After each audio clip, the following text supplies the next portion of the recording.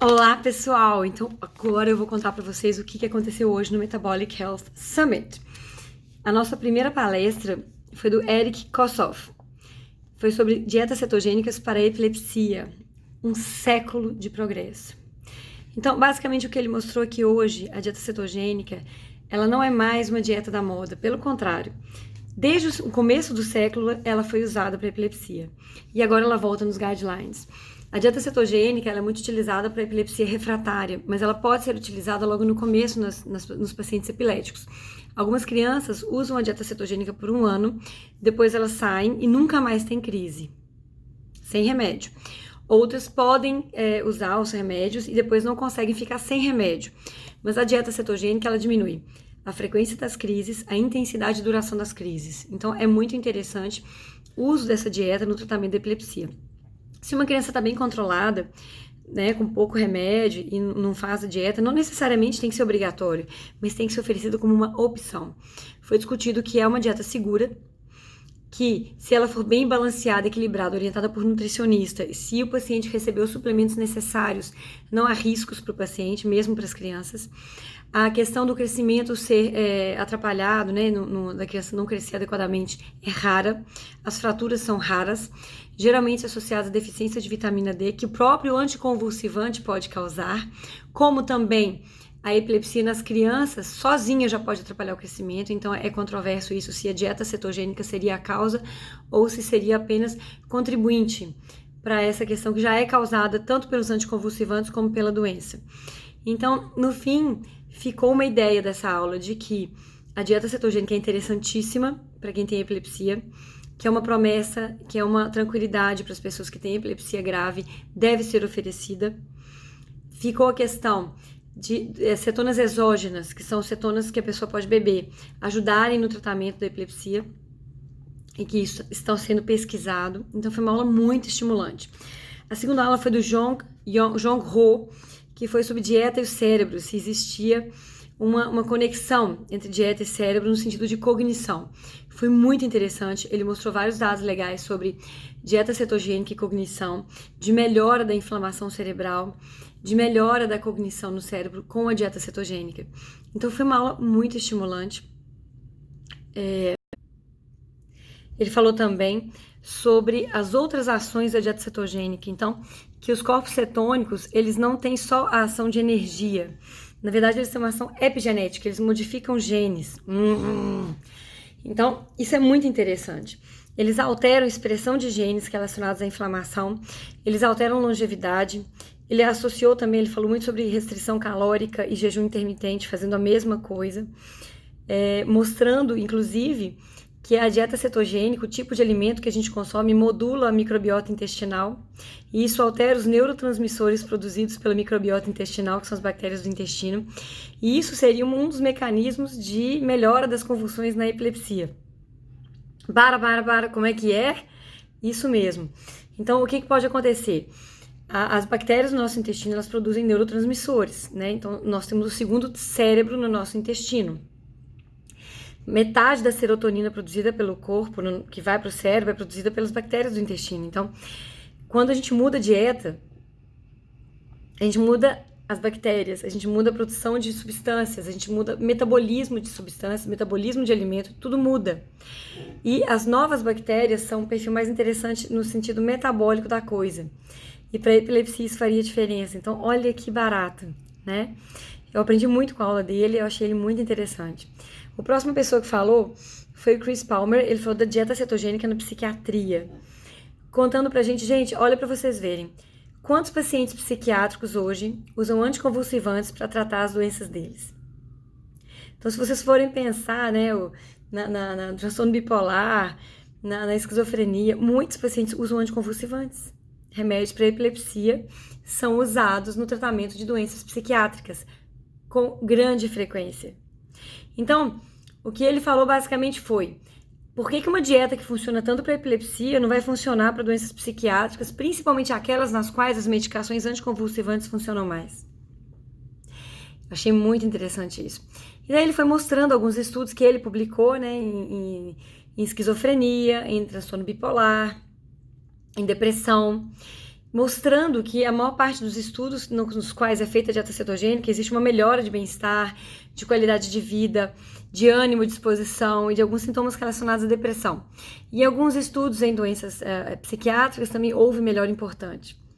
Então, ele mostrou vários dados interessantíssimos sobre isso. Eu adorei a aula dele, achei o máximo. E realmente eu saí dessa aula convencida de que pacientes com depressão, com esquizofrenia, com transtorno bipolar, tem que tentar uma dieta cetogênica, gente, porque pode ser que melhore demais. Mas é para sempre, é um estilo de vida. E eles não têm nada a perder, porque na verdade a qualidade de vida de um paciente psiquiátrico é péssima, né? E são muitas medicações que eles usam. Então, você tentar uma dieta que pode ter um efeito muito melhor do que o remédio que você está tomando, eu acho que você não tem nada a perder, tá? Então foi uma aula bem estimulante. Bom, tivemos mais aula aqui com relação a Alzheimer. Então a Mary Newport, que é uma médica neonatologista, ela tratou o marido dela com óleo de coco para Alzheimer. Sim, óleo de coco. Então, o que acontece?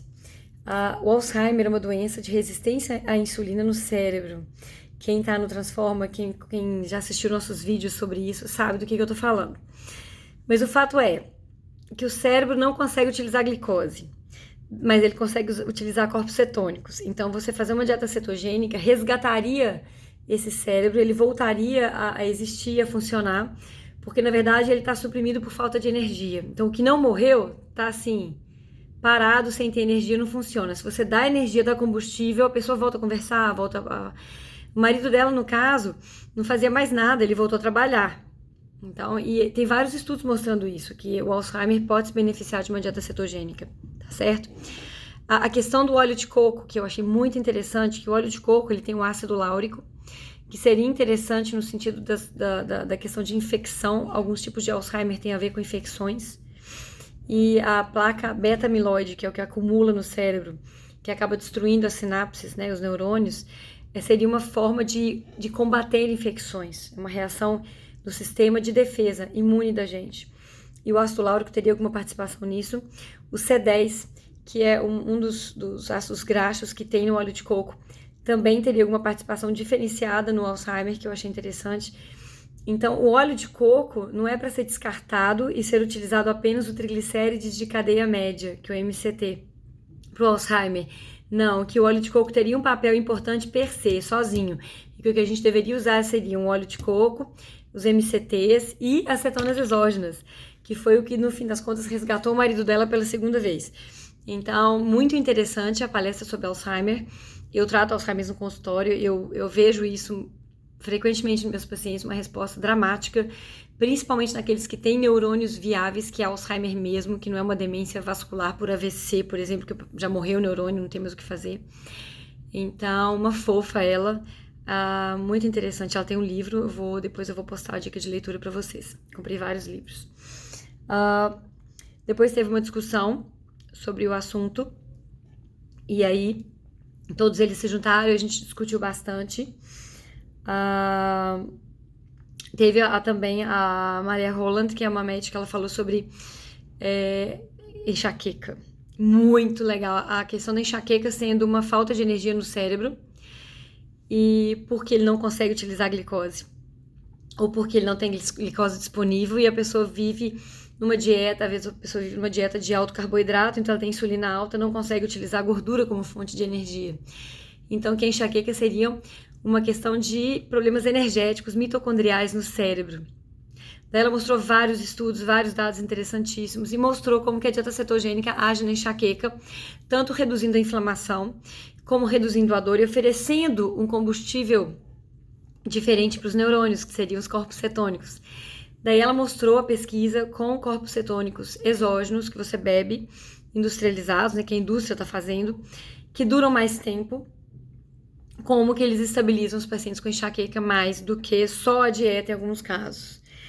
Muito legal a palestra dela, ela sabe muito e vários estudos estão sendo conduzidos, inclusive eles estão fazendo um ensaio clínico em humanos que ela está participando sobre isso. Então eu entendo que ela é uma das pessoas que mais sabe de enxaqueca e dieta cetogênica do mundo e eu tive a oportunidade e o privilégio de assistir ela falar. Bom, muita informação. É bem específico esse congresso, eu tô fazendo isso porque às vezes alguém aí já estuda sobre o assunto e pode, né, absorver alguma coisa ou me procurar depois e conversar. Ah, com relação a câncer. Então, câncer, vocês sabem que é minha área, eu estudo muito sobre câncer. Então, tivemos um endocrinologista de Cornell, Marcos, falando sobre nutrição de precisão para câncer. Então, basicamente, o que eu absorvi da palestra dele que eu achei mais interessante é que o câncer metaboliza açúcar, metaboliza frutose, não só glicose. Então, a gente sabe que câncer usa glicose como fonte de energia, glicose e glutamina. E o Marcos mostrou hoje vários estudos, inclusive eles estão publicando vários estudos mostrando que o câncer metaboliza açúcar, frutose. E sim que um excesso de frutose pode causar câncer. Então, para mim, foi a mensagem mais importante da aula. O Jong Ho falou sobre dieta e o cérebro. Pulei. A Bárbara Koffler, que falou da dieta cetogênica como terapia adjuvante em neuroblastoma e melanoma. Então, é uma endocrinologista, ela mora na Áustria, trouxe dados muito interessantes sobre melanoma. Inclusive, teve um estudo sobre melanoma que saiu na Cell, que é uma revista de grande impacto, falando que melanomas não responderiam à dieta cetogênica. Ela repetiu, ela pegou os mesmos animais e fez o mesmo protocolo e ela tem resultados totalmente diferentes. Então, o que eles viram foi que nos camundongos da Cell, as cetonas não subiram no sangue, eles não conseguiram fazer uma dieta cetogênica nos camundongos. Então, na verdade, não houve cetose. E que quando ela fez o estudo com dieta cetogênica, os camundongos responderam sim à terapia e reduziram o tumor. Então, em melanoma, parece que a dieta cetogênica é eficaz, sim. Ela mostrou dados de neuroblastoma, então vários tumores, ela foi discorrendo sobre vários tumores e o que responderia à dieta cetogênica e por quê. E então a mensagem que ficou da aula dela é que a gente tem que prestar muita atenção, tem muita evidência acontecendo por aí. Precisamos de ensaios clínicos randomizados em humanos sobre dieta cetogênica como uma terapia adjuvante ao câncer. Daí veio o guru Thomas Seyfried, que é o cara que fala sobre o efeito Warburg, que defende a teoria metabólica do câncer, que tem mais de 180 artigos publicados, 2 livros escritos. Ele é muito, muito, muito respeitado no campo de câncer.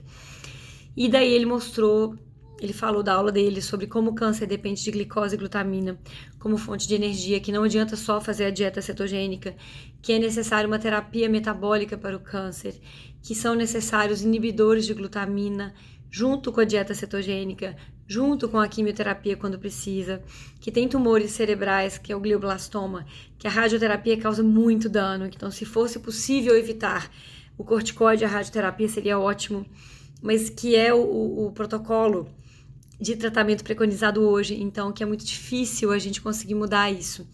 Mas eles estão publicando alguns estudos, em animais tem muito estudo sobre isso, e em humanos também.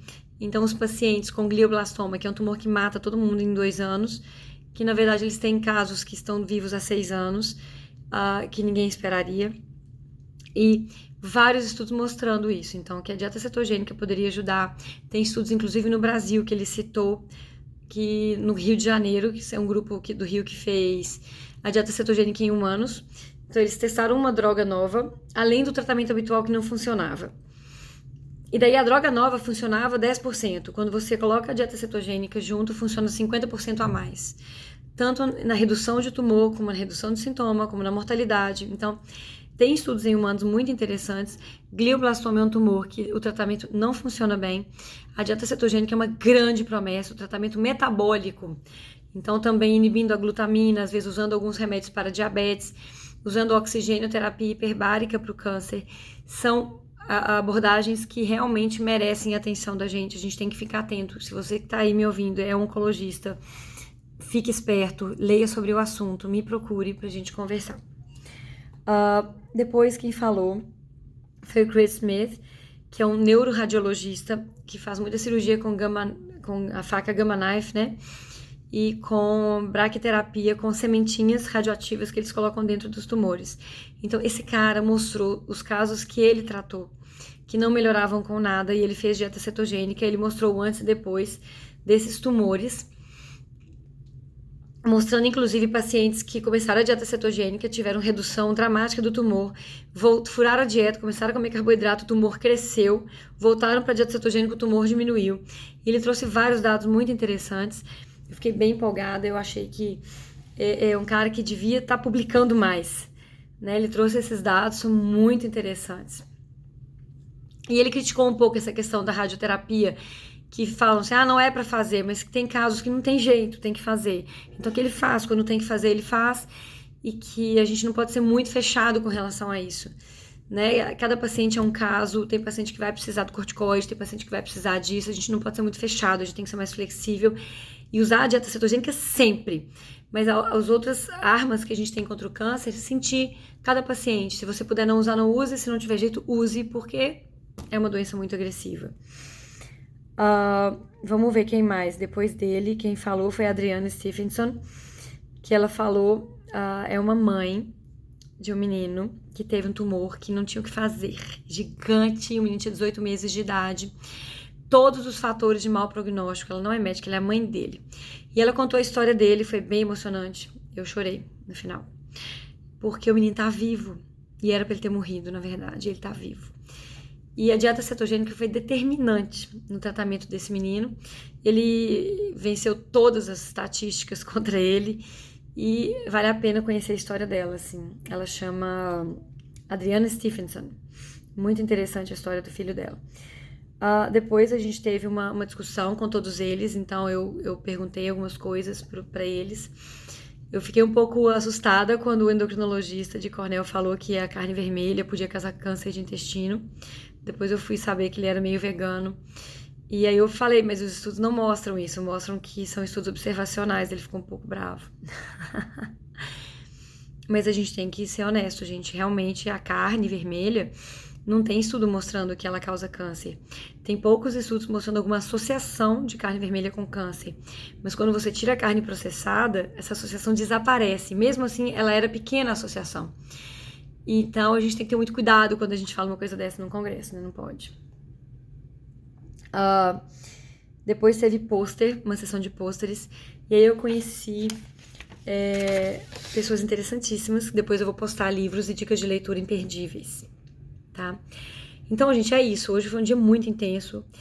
Foram assuntos que eu me interesso profundamente. Não tem como falar sobre isso aqui rapidamente, são muito específicos, mas para vocês verem que existem pessoas publicando de universidades famosíssimas, Johns Hopkins, Harvard, Cornell, aqui, do mundo inteiro. As pessoas estão aqui dividindo sessão de pôster científica. Então, acabou, gente. Quem não quer saber, que viva na sua bolha, se tranque, porque não tem jeito. O conhecimento saiu. E eu sugiro que vocês busquem conhecimento, tá? Porque é a única coisa que nos mantém vivos.